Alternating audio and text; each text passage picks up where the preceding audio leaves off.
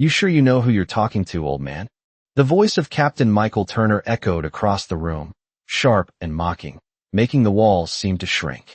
He looked down at the elderly figure sitting quietly in the corner of the briefing room, his posture relaxed, but the air around him thick with tension. John Miller, at 85 years old, wore his years like a cloak of silent strength. His hands, worn by time and battle, rested calmly on his lap. The soft hum of the fluorescent lights above seemed to fade as Turner's voice cut through the air. The captain, barely in his 30s, leaned against the table with a smug grin plastered across his face. "Let's see if you still got it," he continued, crossing his arms. "What's your call sign?" The room fell into an uneasy quiet, the younger soldiers standing nearby smirking, clearly waiting for Miller to crack. But Miller didn't flinch. He didn't react. His piercing blue eyes remained locked ahead, focused on something beyond the walls. The men around him snickered, dismissing him as just another old man clinging to his past. "Seriously," Turner pressed, stepping closer, the arrogance in his voice rising. "You're not even going to tell me your rank? Not going to give us a good story?" His words were dripping with mockery, yet Miller stayed silent. He could feel the familiar weight of judgment pressing down on him. But this was nothing new. He had lived through far worse. As the tension grew, Turner's voice dropped to a taunting tone. "I'll bet you don't even have a call sign. Probably some relic from the past." He laughed, turning to his men for support, his arrogance obvious. But the men around him only chuckled nervously, unsure of how far they should push this. Miller still didn't move, his hands resting steadily on his knees. "Hammer 6, Miller finally spoke, his voice steady but low. The words hit the air like thunder, and for a split second, the room froze. Turner blinked, confusion spreading across his face. "What?" he asked, the confidence in his voice faltering. "Hammer 6, Miller repeated, this time with a touch of finality. The room was silent. For the first time, the younger men standing by, expecting another laugh, were now frozen, staring wide-eyed. Turner opened his mouth to speak, but no words came out. Just as the silence threatened to become unbearable, a new voice interrupted. The door to the briefing room swung open, and in walked Admiral Robert Hayes, his presence commanding the room instantly. His sharp gaze immediately locked onto Miller. "Hammer 6, Hayes muttered under his breath, his eyes narrowing in recognition. The tension that had been building for minutes seemed to dissipate in an instant as the Admiral's voice broke through. "Turner, what the hell do you think you're doing?" he demanded, his voice carrying an authority that made everyone in the room stand straighter. Turner, still trying to process what had just happened, stammered, "Sir, I was just—" "Shut up," Hayes cut him off, turning to the rest of the men in the room. "This man is not just some old veteran. He's a legend, and you all should be ashamed of yourselves." Turner's face went pale as he realized his mistake. The men around him shifted uncomfortably, the reality of the situation settling in. Hayes turned to Miller, offering a subtle nod of respect. "I'm sorry for the disrespect, sir." Miller gave a small nod in return, his face still calm, untouched by the chaos around him. The silence in the room was deafening. Turner, still standing, slowly stepped back, his posture deflated, a shadow of his former arrogance. The Admiral turned and left the room with Miller, and as the door clicked shut behind them, the men who had been mocking the old veteran were left to contemplate their actions, the weight of their mistake hanging heavily in the air. The door clicked shut behind Admiral Hayes and John Miller, and the tension that had held the room captive began to dissipate. Captain Turner stood frozen, still processing the weight of the situation. His earlier bravado had vanished, replaced by a cold realization that he had crossed a line he should not have. The young soldiers who had been laughing along with him now shifted uneasily, unsure of how to respond. The harsh fluorescent lights above seemed to intensify the uncomfortable silence that had settled over the room. Miller walked slowly, deliberately, his steps quiet but sure. Hayes led the way, his posture commanding, the steady click of his boots echoing through the empty hallway. As they reached the doors to the command center, Hayes stopped and turned to Miller. "You okay, sir?" he asked, his voice softer now, tinged with respect. Miller didn't answer immediately. He simply nodded, his pale blue eyes fixed on the ground ahead of him. The memories of his service, of all the men he had fought beside, flooded his mind. His hand subconsciously moved to the small, worn metal pinned to his jacket, a reminder of battles long past, of lives saved and lost. Hayes could sense the weight of those memories, the silent burden that came with being a man who had seen too much, yet never asked for anything in return. "You've earned more respect than any of them can understand," Hayes added, his tone almost a whisper. Miller gave a small, quiet smile, but it was fleeting, replaced by the familiar distance in his eyes. He had never been one for accolades or praise. His life had been defined by duty, by the men he had fought alongside, and by the countless moments when he had been the one to hold the line. As they entered the command center, the other officers in the room immediately straightened at the sight of Hayes. They had heard the stories of Miller, of Hammer 6, but none of them had ever truly understood the man behind the legend. Hayes addressed the room with a sharp command. "This is John Miller, a man who has served this country in ways that none of you can fathom. You will show him the respect he deserves." The room went still. The officers, many of them veterans themselves, exchanged uneasy glances, realizing that their previous dismissive attitudes had been misplaced. They had all heard of Hammer 6, but now they understood what it meant. Miller stood at the back of the room, his arms crossed, his expression unreadable. He didn't need their approval or their respect. He had earned it long before they were born. Hayes nodded to Miller, silently acknowledging the weight of his presence. "Gentlemen, remember who you're standing in front of," Hayes said, his voice firm. "This man has seen more of this world than any of us, and his legacy is one we should all strive to honor." With that, Miller turned and walked out of the room, his steady pace unbroken by the quiet murmurs of the officers. He didn't need their words. He had his own silent victories to reflect on, battles fought, and won in ways that couldn't be measured by medals or titles.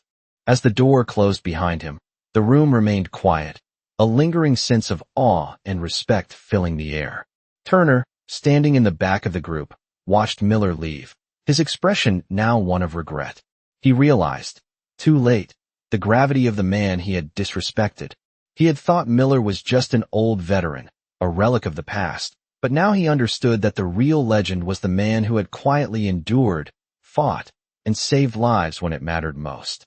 The silence in the room stretched on, broken only by the faint sound of footsteps echoing down the hallway. Turner knew he would never look at Miller the same way again. The day had passed in a blur of meetings and quiet conversations, but Captain Michael Turner couldn't shake the image of John Miller from his mind. The old man's call sign, Hammer 6, had shattered his world. It wasn't just a name, it was a statement. He had tried to mock the man, tried to make him seem small, but now, as the day wore on, he realized just how wrong he had been. He was still standing at the back of the command center, his mind racing, when the door opened again, and Miller reappeared.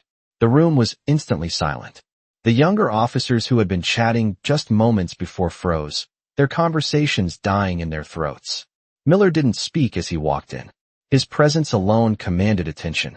The silence that followed felt like an echo of the past, reverberating through the room as the man who had been underestimated now stood at the center of it all. Turner felt a lump form in his throat as he watched Miller approach Hayes. He could feel the weight of the Admiral's gaze, the unspoken acknowledgement that this was a man who had lived through history that they, the younger generation, could never fully understand. "Sir," Miller said quietly, his voice low but steady, "I just wanted to thank you for your respect earlier. But I'm not here for that." The Admiral nodded, his expression unreadable.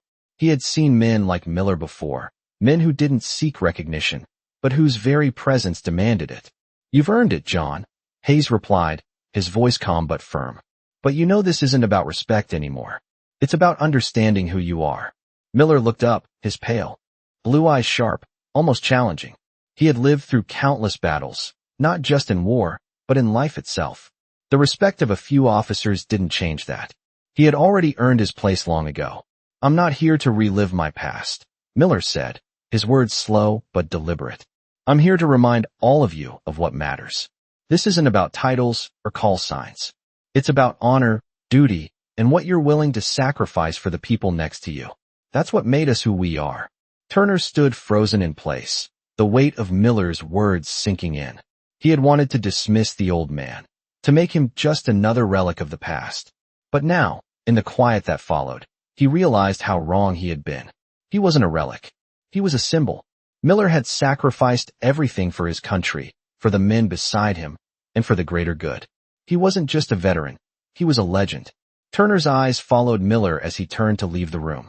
The old man's steps were slow, but they carried with them the weight of a lifetime of service and sacrifice. As Miller reached the door, he paused for a moment and looked back at the officers in the room. "I don't need your approval," he said, his voice still calm, but with an edge of finality. "I've already earned my place. But you still have time to prove yourselves." With that, Miller left the room, his presence lingering long after he was gone. Turner stood there, the reality of the moment sinking in. The men in the room were all silent, lost in their own thoughts. They had all heard the stories of Hammer 6, but now they understood. He wasn't just a legend. He was a man who had earned that legend through his actions, through his courage, and through his unwavering dedication to duty. And they had learned a valuable lesson today. Respect wasn't something that could be demanded. It was something that had to be earned, just like everything else. It had been a few days since John Miller had left the command center, but the echoes of that moment lingered in Captain Michael Turner's mind. He couldn't shake the image of the old man, walking away with the quiet dignity that had silenced a room full of young, arrogant officers. Turner had spent the past several years in the military, convinced that his own abilities, his rank, and his call sign defined who he was. But now, standing at his desk, he couldn't help but feel small. His fingers drummed absent-mindedly on the wood of the desk as he replayed the conversation in his mind. "I don't need your approval. I've already earned my place." Miller's words cut through him like a knife. Turner had never thought about it that way. He had always believed that respect was something to be earned through rank and titles, not through actions alone. But here was Miller, a man who had done it all without the need for recognition, without any desire for praise. And yet, he had earned more respect than Turner could ever hope to achieve. It was early morning when Turner was called into another meeting. As he entered the room, he was greeted by the familiar faces of the senior officers, but something had changed. The atmosphere was different. There was a palpable sense of reverence in the air. Turner's eyes scanned the room, searching for the source of the shift. It wasn't until his gaze landed on the empty chair at the far end of the table that he understood. John Miller's absence had left a hole, a gap that no amount of rank or recognition could fill. "Captain Turner," Admiral Hayes' voice broke the silence, pulling Turner from his thoughts. "We're here to discuss something important. This room, this base, isn't just about protocols and orders. It's about the men and women who have fought and bled for this country. Men like John Miller." Hayes' words were steady, firm, and full of conviction. Turner straightened, finally understanding the weight of the Admiral's message. "Miller may not have worn the same uniform as us, but he's the reason we can all sit here today," Hayes continued. "And we've all got something to learn from him." Turner felt a knot form in his stomach. The respect he had initially dismissed, the reverence he had ignored, was now clear. The other officers in the room nodded in agreement, their expressions serious. Turner's gaze shifted to the chair again, and he felt a sudden surge of gratitude. Gratitude for a man who had given everything, without ever asking for anything in return. That was the kind of man he aspired to be. Hayes continued, his eyes scanning the room. "It's not about call signs or medals. It's about the lives we touch, the people we help, and the legacy we leave behind. We may never be remembered for the battles we fought, but we will be remembered for the choices we make, the actions we take." Turner's heart began to pound in his chest. He had spent so long chasing approval, chasing validation, but he now realized it was never about that. It was about what you did when no one was watching, how you lived when there was no audience. The meeting continued, but Turner's mind was elsewhere. He was thinking about Miller, the man who had never needed recognition, who had never asked for anything, but who had earned the greatest respect through sheer force of character. Turner couldn't help but feel inspired. For the first time in a long time, he knew exactly what kind of man he wanted to be.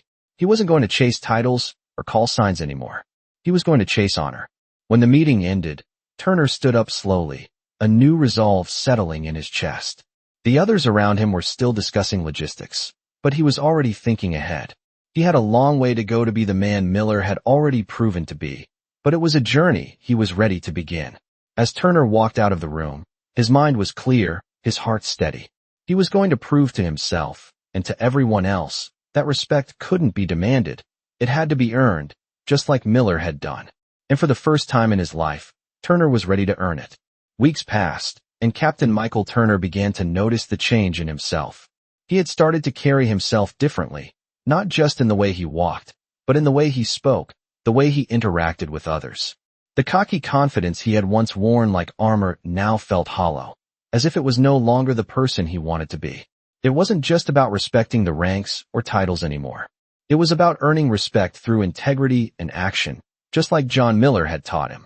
Turner had already begun reaching out to his fellow officers with a new sense of purpose, listening more, offering help where it was needed, and quietly observing the way his peers responded to situations. There was a calm in his demeanor now, a quiet confidence that came from knowing he was not trying to prove anything anymore. It was a different kind of strength. One morning, Turner received an unexpected call.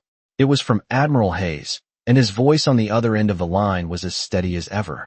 "Captain Turner," Hayes began, "I need your help with something. It's about Miller." Turner felt a shift in his chest, a recognition that he had been waiting for this moment without even realizing it. "What's going on, sir?" he asked, his voice clear and ready. "We need someone to help him get back into the field," Hayes said. "Miller has been requesting a mission. Not for him, but for others.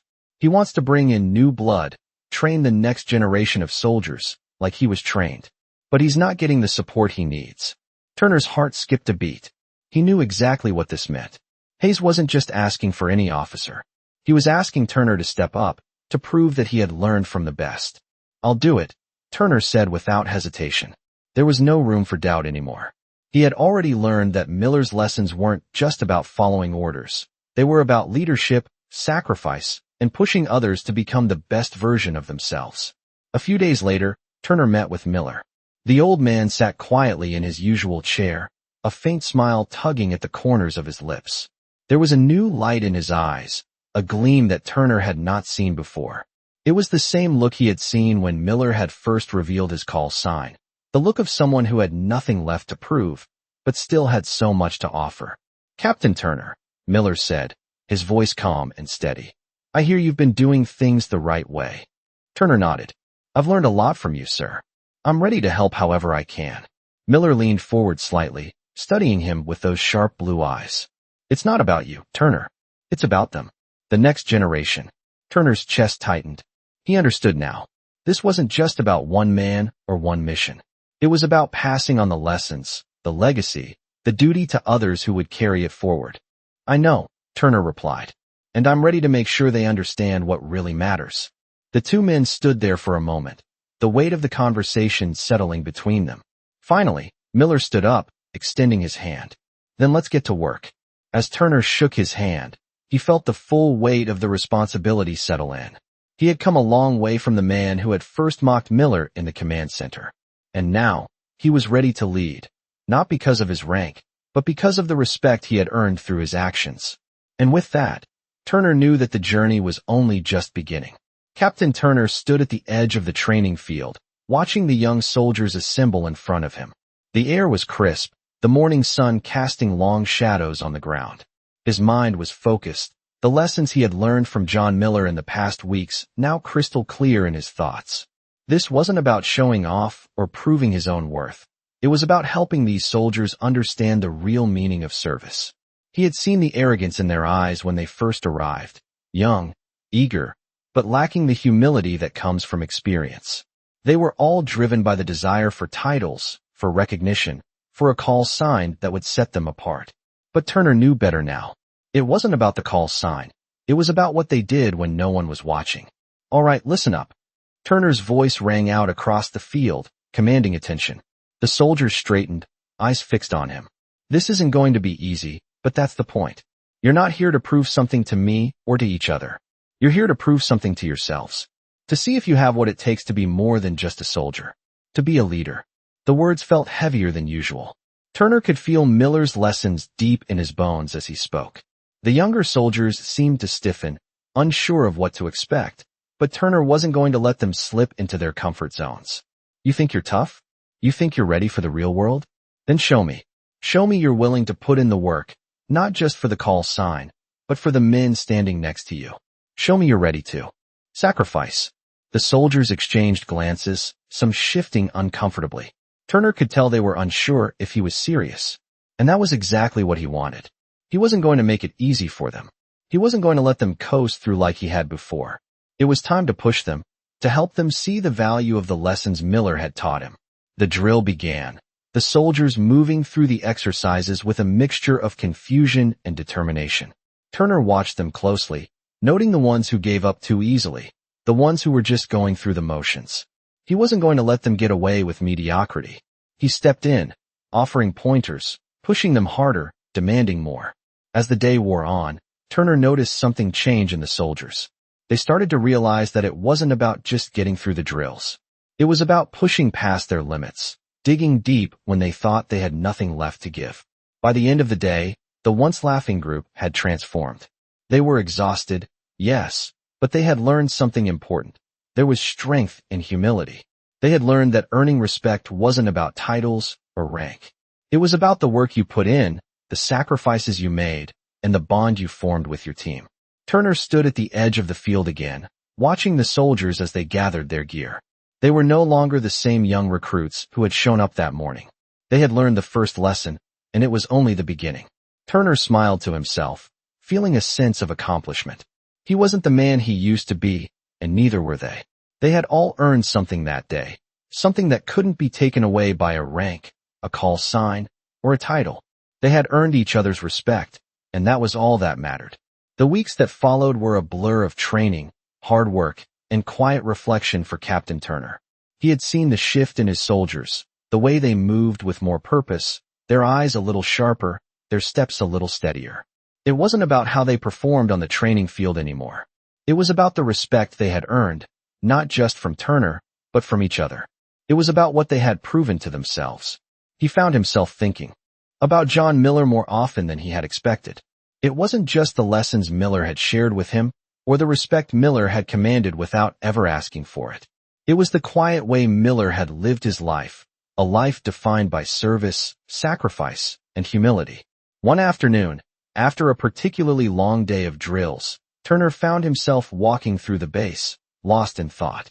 He was heading toward the old training barracks when he spotted something familiar in the distance. It was Miller, sitting on a bench, his back straight, his hands resting in his lap. The same quiet dignity Turner had seen in him weeks ago was still there. The older man didn't seem to notice Turner approaching until he was just a few steps away. "You've been busy," Miller said softly, his voice carrying a calm weight. Turner paused, standing next to the bench, unsure of what to say. The words that had been swirling in his mind all day seemed to vanish. "Yeah," Turner said after a long moment. "It's been a lot, but I think we're getting there." Miller smiled slightly, the expression both tired and content. "You're doing more than just getting there. You're leading them. That's something you won't find in any manual." Turner sat down next to him, looking out across the training field. "I've learned a lot from you," he admitted. "I don't think I would have understood what leadership really means if it weren't for you." Miller's gaze softened, and he leaned back slightly, looking up at the sky. "Leadership isn't about control, Turner," Miller said quietly. "It's about guiding others, helping them see what they're capable of. You've learned that, even if you didn't realize it." Turner nodded, feeling the weight of the words sink in. It wasn't about commanding respect. It was about earning it, day by day, action by action. "They've started to get it," Turner said after a pause. "The soldiers. They're starting to understand what it takes to be more than just a soldier.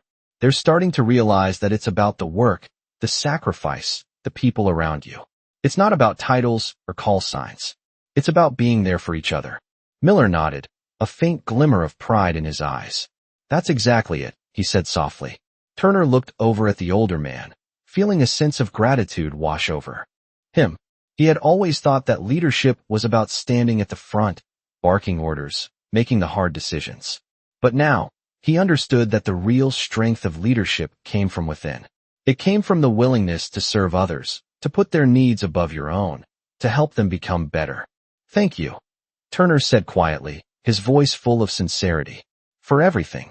Miller's smile grew a little wider, but it was the kind of smile that came from a place of quiet understanding. "You don't need to thank me, Turner.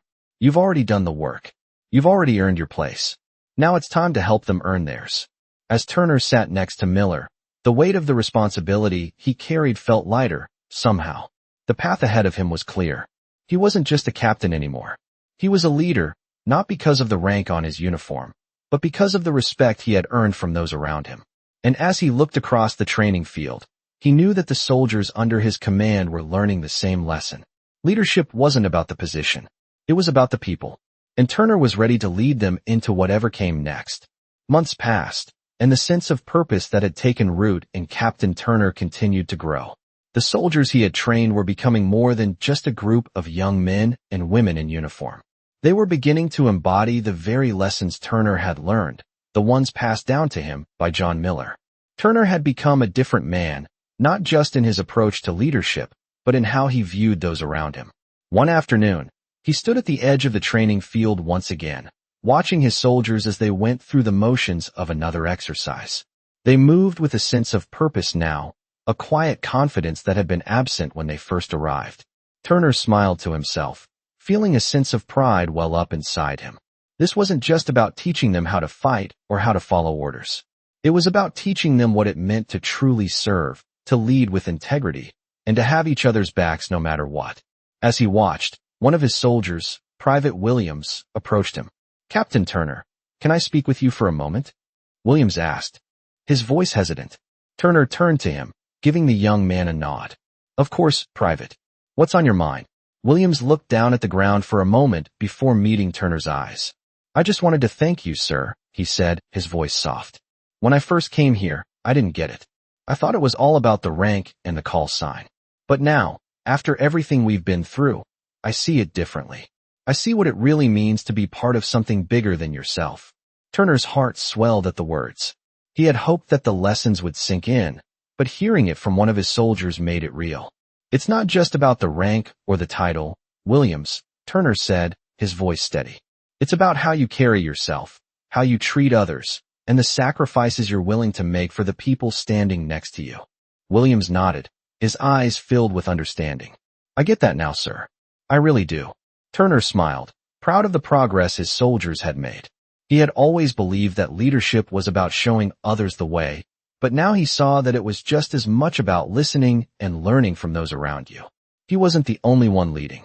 They were all in this together. "You've come a long way, Private," Turner said, clapping him on the shoulder. "And you're not done yet, but you're on the right path." As Williams walked back to join the rest of the group, Turner couldn't help but reflect on how far he had come himself. When he had first started this journey, he had been driven by a need to prove himself, to earn respect. But now, he understood that the true measure of respect wasn't found in call signs or titles. It was found in the connections you made, the people you helped, and the way you lived your life. Turner walked to the center of the field, where his soldiers had gathered, ready to start the next drill. They looked at him with respect now, but it wasn't the kind of respect that came from fear or rank. It was the kind of respect that came from shared experience, from working side by side and earning each other's trust. "All right, listen up," Turner said, his voice carrying across the group. "We're not just here to train. We're here to build something that lasts. We're here to make each other better, to push each other to be the best version of ourselves. We're a team, and that means we have each other's backs, no matter what." The soldiers nodded, a sense of camaraderie filling the air. Turner knew that they were ready for whatever came next. They weren't just soldiers anymore. They were a family, bound together by the lessons they had learned and the respect they had earned. And Turner knew that the journey they were on was far from over. But as long as they kept moving forward together, they would always be ready for whatever challenges lay ahead. Months later, Captain Turner stood in front of the same training field, now a place of memories, challenges, and growth. The soldiers who once stood before him, uncertain and eager, had now become seasoned and confident. They had learned not just how to follow orders, but how to lead, how to trust, and how to be a team. Turner had watched them evolve from a group of individuals into a cohesive unit, and the pride he felt in them was undeniable. Yet, there was still one more lesson to impart. As the soldiers assembled, Turner knew that the journey was far from over. The world outside the training grounds was vast and unpredictable. It wasn't enough to be good at drills or follow orders well. They needed to understand that life itself was the ultimate test. All right, listen up, Turner called out, his voice calm yet firm. The soldiers gathered around, their faces attentive, some still wearing the signs of fatigue from the previous day's training. You've all come a long way, Turner began. But what we've done here doesn't define who you are. What defines you is what you do when no one is watching, when the pressure is on, and when it's no longer about the uniform or the rank. There was a brief silence, and Turner could see the soldiers processing his words, thinking back on their own experiences. It's easy to stand tall when everyone's watching, Turner continued. It's easy to follow orders and do what's expected. But the real test comes when no one is looking. When you're faced with a decision that will define your character, and the only thing that matters is doing what's right. Turner paused, letting the weight of his words sink in. He knew this lesson was the most important one yet. This is more than just about being a soldier. It's about being a person of integrity, of honor, of respect. And that's something that no rank, no call sign, no title can give you. You earn it with every action you take. The soldiers nodded, some of them exchanging quiet glances. Turner could feel the shift in the air. This was a lesson that went beyond drills or exercises. It was about life. I've seen each of you grow in ways I didn't expect, Turner said, his tone softening slightly. You've proven that you're more than just soldiers. You're leaders, your teammates, and you're people of character. There was a pause, and then one of the soldiers, Private Harris, stepped forward. Captain, sir, Harris began, his voice steady. We wouldn't have made it this far without you. Turner looked at him, seeing the sincerity in his eyes. It's not just me, Private, Turner said, his voice firm. It's all of you. You've earned this. You've worked for it. I'm proud of every single one of you. The words hung in the air for a moment, and Turner could see the pride and respect reflected in their faces. They had come a long way, not just as soldiers, but as individuals who understood the importance of integrity, teamwork, and leadership. Turner knew that the road ahead wouldn't always be easy. There would be challenges, there would be moments of doubt, but he also knew that these soldiers were ready for whatever came next. They had learned the most important lesson. Respect and honor were earned through actions, not titles. And as he looked out at his team, Turner felt a deep sense of satisfaction. They had become more than just a group of soldiers. They had become a family, bound together by the lessons of sacrifice, trust, and respect. And that, Turner knew, was the true meaning of leadership.